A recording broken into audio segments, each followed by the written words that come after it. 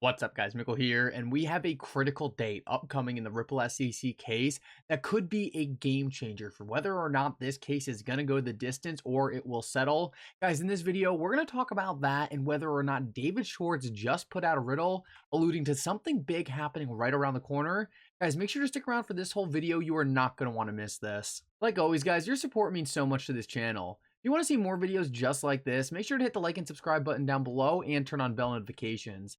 These three simple things go such a long way in helping this channel grow, and it really does mean so much to me. If you guys ever need a good place to buy some XRP, make sure to check out my link for Uphold down in the description below.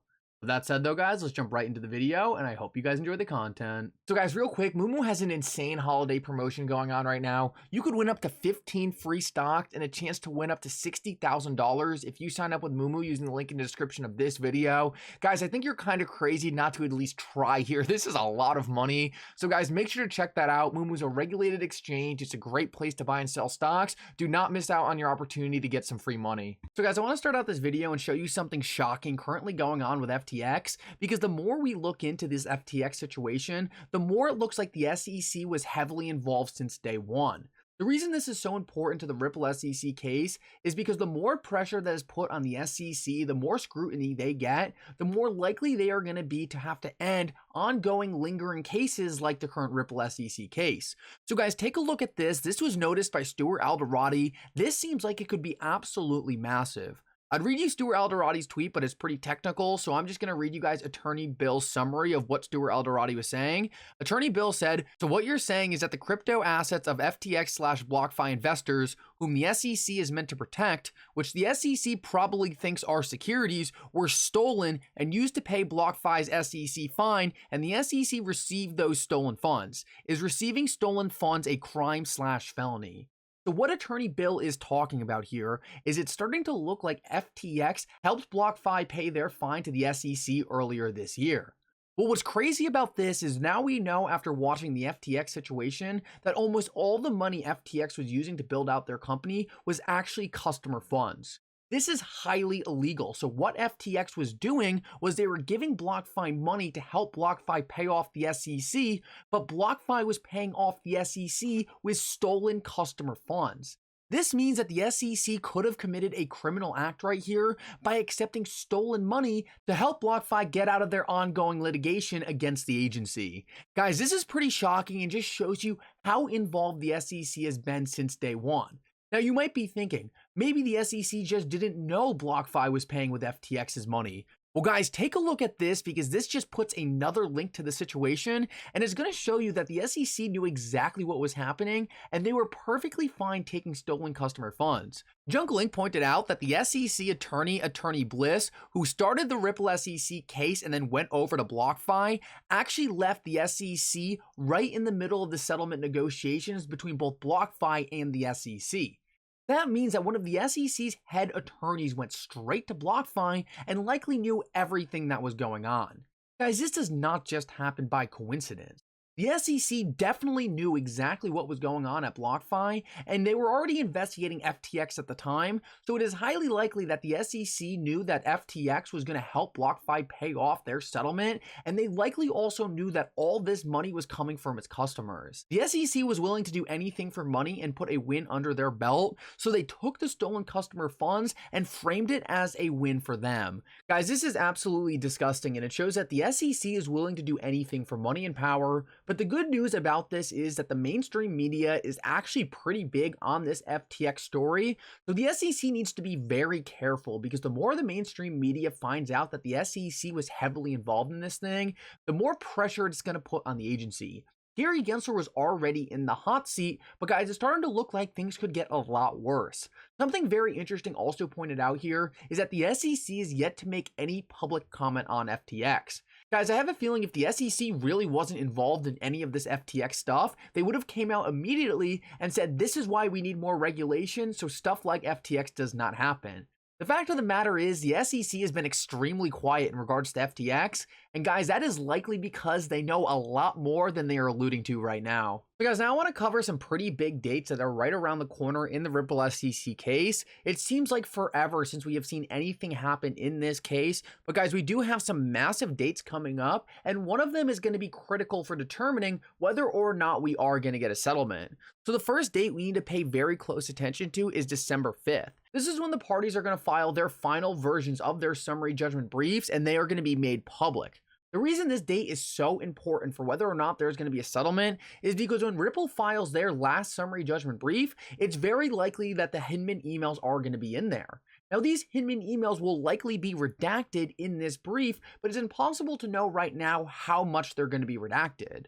This is a massive event in this case because if the SEC actually wants to get away with never showing these emails to the public, they are going to have to settle this case. So one of the curveballs in this thing right now is we don't know how far the SEC is willing to go. Many people have speculated that the public will never get to see the Hinman emails, and I agree with this sentiment. But is the SEC okay with the public seeing a heavily redacted version of the Hinman emails? Because if that's the case, then this thing might not settle before December 5th.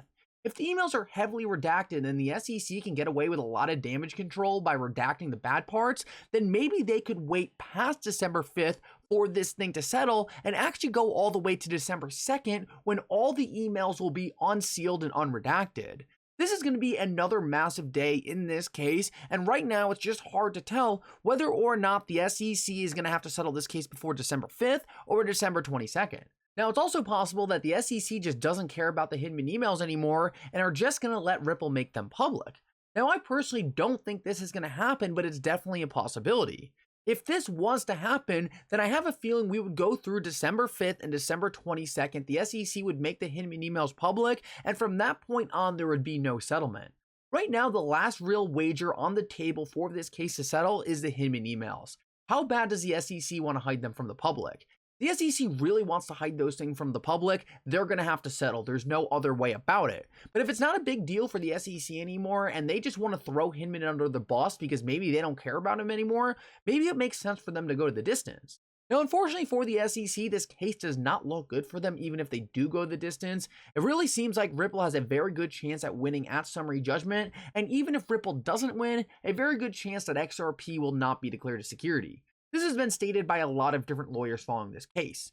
Either way though, it looks like December is going to be a very critical month to watch because there are multiple opportunities for the SEC to get out of this case with a lot of damage control. So let's see the route they choose to take. I've said for a while now, I think it makes a lot more sense for both parties to settle this case. Now the SEC has taken a lot of very irrational approaches to this case, so trying to predict what the SEC is going to do has been very difficult. But either way, most lawyers do not think we'll ever see the Hinman email, so let's see how this plays out. This week and the week after are going to be massive.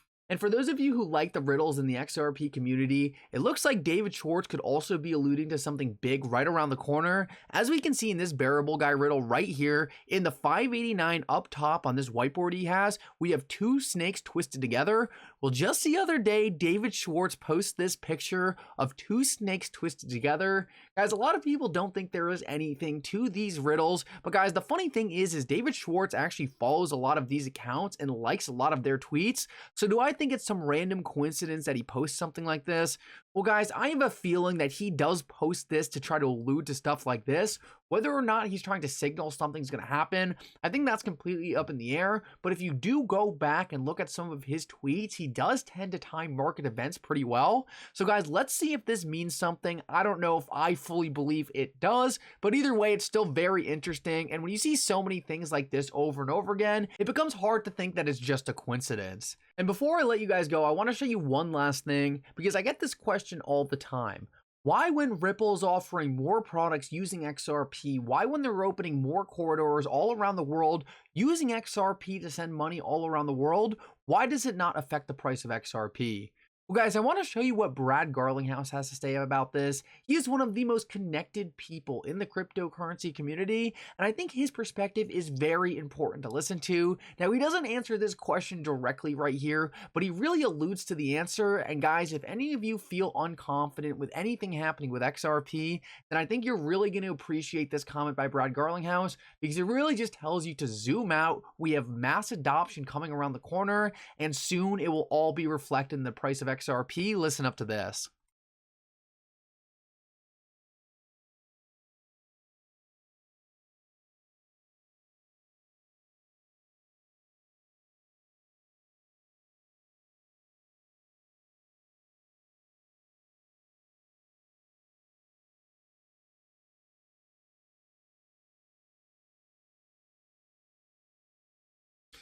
So guys, I hope you enjoyed this video. If you did, make sure to like and subscribe. And for now, Mickle out.